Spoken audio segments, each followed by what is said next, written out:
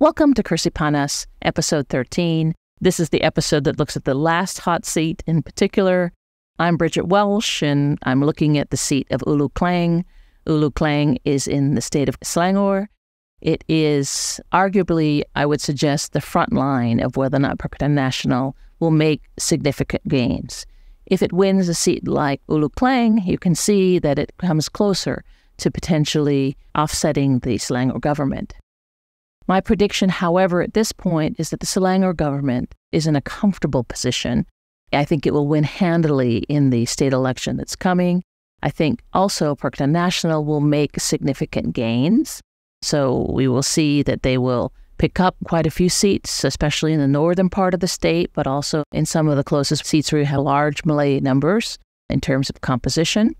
There are about 7 seats that still remain, I would say, too close to call, places like Sungai Tua, which is an area that I originally was thinking of doing from a perspective of looking at the impact of areas that have been affected by floods, to areas such like Taman Templer and Dengkel, which have had significant changes in their demographics, to even nearby Gobak Setia, which is being contested by UMNO, and it is also a very competitive seat in this regard.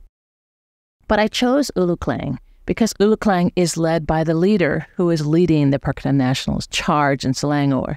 It's believed that if, and I think it is a very big if, the opposition Pakatan Nasional wins Selangor, then Azman Ali would be the person who would actually be the Menteri Besar. At least that's what they say. Azman Ali is a name that no one in Malaysia who follows politics would not know. He has been a minister in multiple sets of governments now. He has been a prominent figure and previous Menteri Besar of Selangor. He is seen as the architect of the Sheraton move, which was the move, of course, that offset the first Pakatan Harapan government that was elected by the people in 2018 and was removed through backdoor coalition politics. He is also facing, in this particular struggle, in this particular seat, a political contest to determine his future in politics.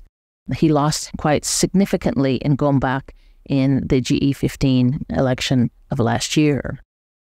He's contesting against a woman who's 38. She is from PKR. She was a member of the State Assembly, serving the area of Bukit Melawati, which is nearby. But she also is somebody who is a local, and she grew up in Hulu Kelang in the place of Taman Permata.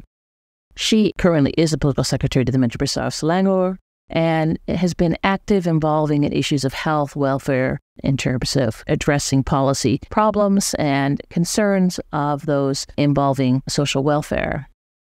She is Jawaria binti Zulkifli. And for those that know her, they speak of her as being a very ethical person and somebody who's very approachable and caring. And so she is, in a sense, one of the strongest candidates the PKR would have been able to slate against Azman in this very competitive seat. Hulu Kelang is comprised of 72,000 voters. It's 90% Malay, it's around 5% Chinese, and it is 4% Indian. It is an urban seat, so it has become a much more congested and highly dense place compared to what it used to be. Many years ago, when you would drive up to the zoo, you would see the forest, you would remember the different areas of the new village, and then you would be able to see the separate areas and more greenery around places like Keramat. Now, a lot of that has changed. This area has become one of urban sprawl. With that, you have had the emergence of multiple new housing developments and small new communities living side by side in their different housing areas. In looking at this particular seat, there are 4 things that I want to highlight from the perspective of my on-the-ground discussions with voters. The first of which, the history of the Sheraton move is very much in the minds of voters, especially voters that are more educated and also those that feel very strong support and loyalty to Pakatan Harapan. In 2022, voters in this area emphatically opposed Azman Ali. By choosing to come back to this seat and to contest here, which, by the way, was the first seat that he contested in 1999, so it is this first seat that he held a position as a state assemblyman, coming back to where he began. he's actually hoping that the voters have moved away from the Sheraton move and looking at the performance of the Anwar government and looking at other sets of issues rather than that particular legacy issue. I think he may find that many of the voters have not forgotten. And while there's always this phrase that people make, which I think is a very unfortunate phrase, that people forget easily, well, in my own view is that people do remember. And the voters I spoke to talk about the Sheraton move. But what is interesting, however, is that there are some people who see the Sheraton move positively, while the overwhelming majority see it negatively. So in a place like Hulu Kelang, what you see are differences about the Sheraton move. And I think that is going to be very interesting because it fits into this kind of different paradigms about the conceptualizations of displacement of the Malay community, of Malay power, these different narratives that Perkhidmatan Nasional is using in the campaign. A second issue that is important has to do with the relationship between different partners within Perkhidmatan Nasional. This is a place where PAS has its headquarters in Selangor. It has a long history and base.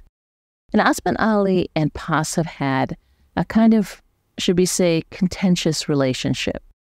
And now Perkhidmatan Nasional is allied with PAS. But what we see is that, unlike in the past, where there was confrontation, this election, PAS and Bersatu are supposed to be working together. Well, that doesn't always work so well. And so we don't see the same level of PAS machinery. What we found in GE15 is that PAS machinery did not work for Osman Ali, and that was one of the reasons why he lost so emphatically in Gombak. This relationship that people think is positive from a perspective of this shared brand actually sometimes on the ground is not working as well. And so I think this will be a factor, being able to mobilize the machinery, especially among the traditional voter base.